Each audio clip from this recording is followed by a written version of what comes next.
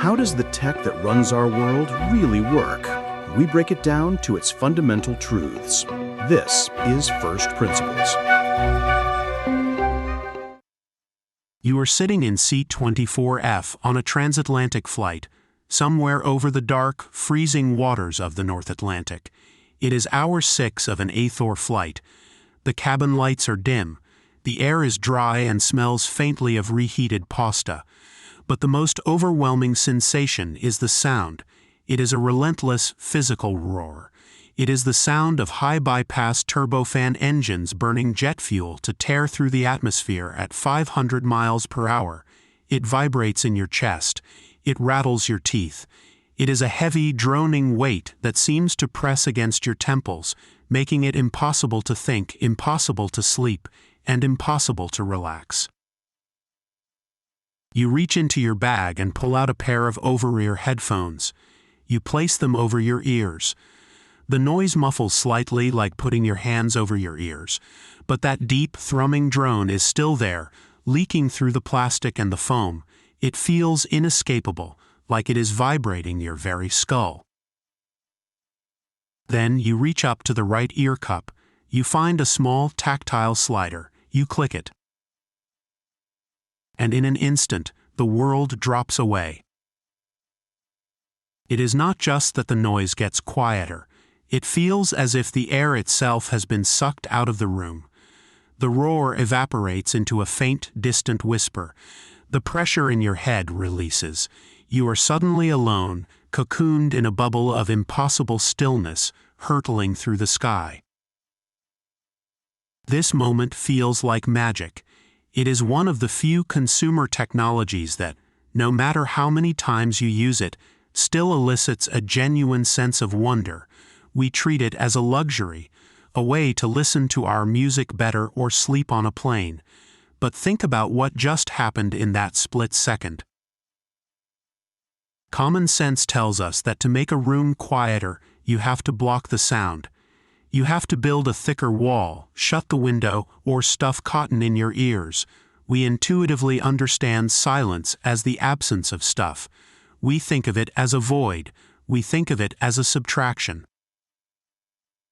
But that little switch on your headphones did not build a wall. It did not seal a vacuum. In fact, to create that silence, your headphones started working harder. They began generating sound. They started blasting invisible audio waves directly into your ear canals. So here is the record scratch question. How in the world can adding more noise to a noisy environment result in silence? What are the simple, immutable rules of physics that allow us to erase reality by shouting back at it? Today, on First Principles, we are going to open up the ear cup. We are going to look at the invisible war happening millimeters from your eardrum. We are going to decode the physics of active noise cancellation. To understand why this technology is so revolutionary, we first have to understand the tyranny of the problem it solves. We live in a loud world, and for most of human history, if you wanted to escape noise, your only option was distance or mass. If the blacksmith was too loud, you moved your house further away.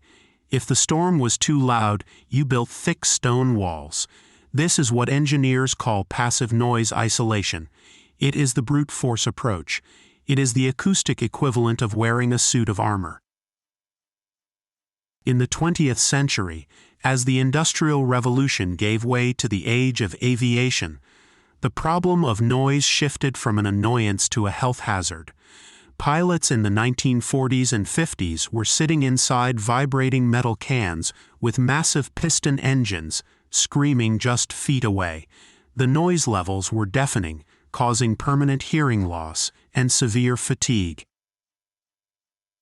The solution at the time was the clamp.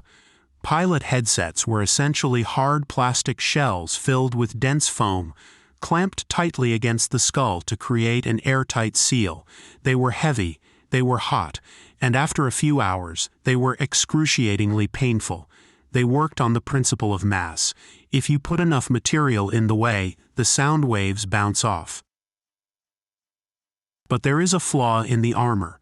Passive isolation works great for high-frequency sounds, like the screech of a drill or the crying of a baby. Short, choppy waves struggle to get through dense material. But low-frequency sounds, like the rumble of a jet engine, the hum of a train, or the thrum of a highway, are different. Low-frequency waves are long and powerful. They don't just hit a wall, they travel through it. They vibrate the structure itself. You can wear the thickest earmuffs in the world, and you will still hear and feel the low rumble of an engine. The brute force method fails against the bass. This was the problem facing Dr. Amar Bose in 1978.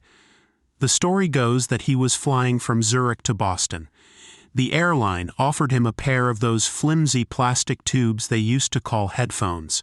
He put them on, trying to listen to music, but the engine roar completely drowned it out. The passive plastic was useless against the 747's engines. Dr. Bose grabbed a napkin. He started sketching. He knew that adding more foam wouldn't solve the problem of the low-frequency rumble. He needed to change the rules of the game. He didn't want to block the sound. He wanted to cancel it. But to understand how you cancel a sound, we have to strip away our perception of what sound actually is. We tend to think of sound as an object. We say, "I heard a noise," as if someone threw a rock at us. But sound is not an object. It is an event. It is a disturbance in a medium. Imagine a perfectly still pond on a windless day. The surface is like a sheet of glass. This is silence, equilibrium. Now, imagine you tap the surface of the water with your finger. Ripples spread out in perfect circles. What is that ripple? It is a wave. It has a high point, a crest, where the water is pushed up, and it has a low point, a trough, where the water dips down. Sound works exactly the same way, but instead of water, the medium is air. When a jet engine roars, it is not throwing sound at you. It is pushing and pulling the air molecules. It sends out a wave of high pressure, where the molecules are crunched together, followed immediately by a wave of low pressure, where the molecules are spread apart. When that high-pressure wave hits your eardrum, it pushes it in. When the low-pressure wave arrives, it pulls your eardrum out. Your brain interprets this pushing and pulling as sound. So, let's go back to our pond. We have a ripple moving across the water, a crest followed by a trough, a +1 followed by a -1. Now, suppose we want to flatten that water out. We want to stop the ripple. We cannot grab the water. We cannot freeze it. But what if we dropped a second stone? If we time it exactly right, we can create a second ripple that is the exact opposite of the first one. Imagine the first ripple is approaching. The water is about to rise into a crest. At that exact moment, our second ripple arrives, but it is a trough. It is a low point. The first wave tries to push the water up by 1 inch. The second wave tries to pull the water down by 1 inch. What happens? +1 plus -1 equals 0. The water does not move. It stays perfectly flat. The energy of the two waves clashes and effectively negates the physical displacement of the water. This is called destructive interference, and this is the fundamental principle behind active noise cancellation. It sounds simple on paper, but think about what this requires in practice. To cancel out the noise of a jet engine, your headphones need to manufacture an anti-noise wave that is the exact mirror image of the noise outside. When the engine pushes air at your ear, the headphone speaker must pull air away. When the engine pulls, the speaker must push, and it has to do this perfectly, continuously. for every single peak and trough of the sound wave. If you get it right, the result is silence. The air pressure at your ear remains constant. Your eardrum doesn't move. You hear nothing. But if you get it wrong, even by a tiny fraction of a second, you don't get silence. You get constructive interference. You take the +1 from the engine, and you add a +1 from your headphones, and suddenly you have a +2. You have just made the noise twice as loud. This brings us to the first principle's heart of the matter. The concept of anti-noise was actually patented in the 1930s by a German physicist named Paul Leweg. He understood the math of destructive interference. He sketched out a system with a microphone and a loudspeaker in a duct. But Paul Leweg couldn't build it. His patent sat gathering dust for decades. Why? Because he was missing the unseen giant of this technology. He was fighting a race against time that he couldn't win with the technology of 1933. The challenge of active noise cancellation is not the physics. The physics is just addition and subtraction. The challenge is speed. Let's look at the sequence of events that has to happen in your headphones. First, there is a microphone on the outside of the ear cup. This is the sentry. Its job is to listen to the world. It hears the roar of the jet engine. That microphone turns the sound wave into an electrical signal. That signal has to travel down a wire to a digital signal processor, a tiny computer chip inside the headphone. That computer has to analyze the sound wave. It has to look at the frequency and the amplitude. It has to predict what that wave is going to look like a millisecond from now. Then, it has to calculate the inverse. It has to generate a new digital signal that is the exact opposite. Flip the phase 180 degrees. Turn the peaks into valleys. Then, it sends that new signal to the amplifier. The amplifier drives the speaker driver inside the ear cup. The speaker cone moves back and forth, pushing the air to create the anti-noise wave. And finally, that anti-noise wave has to travel through the air gap between the speaker and your ear, colliding with the engine noise at the exact moment it hits your eardrum. That is a lot of steps. Listen, process, invert, generate, play. Now consider your opponent. Sound travels at 343 meters per second. That is roughly 767 miles per hour. In the time it takes you to blink, a sound wave can travel the length of a football field. The distance between the microphone on the outside of your headphones and your eardrum is maybe 2 centimeters. Sound crosses that distance in roughly 0.05 milliseconds, 50 microseconds. That is your time budget. The headphones have to detect the noise, process it, create the antidote, and play it into your ear in less than 50 microseconds. If the processing takes too long, the anti-noise arrives too late. The wave from the engine has already hit your eardrum. The anti-noise arrives slightly out of sync, effectively ghosting the image and creating a weird, muddy sound artifact. This is why Paul Leweg failed. Vacuum tubes were too slow. Analog circuits were too bulky. It wasn't until the digital revolution, with the advent of incredibly fast, low-latency signal processors, that we could actually win this race. But even today, the race is so tight that engineers have to use cheats. They have to use 2 different strategies to trick the physics. The first strategy is called feed-forward. This uses the microphone on the outside of the ear cup. It hears the noise before it enters the headphone. This gives the processor a tiny head start, literally the time it takes the sound to travel through the plastic shell of the headphone. It creates a predictive model of the noise. This works incredibly well for those low, droning sounds we talked about earlier.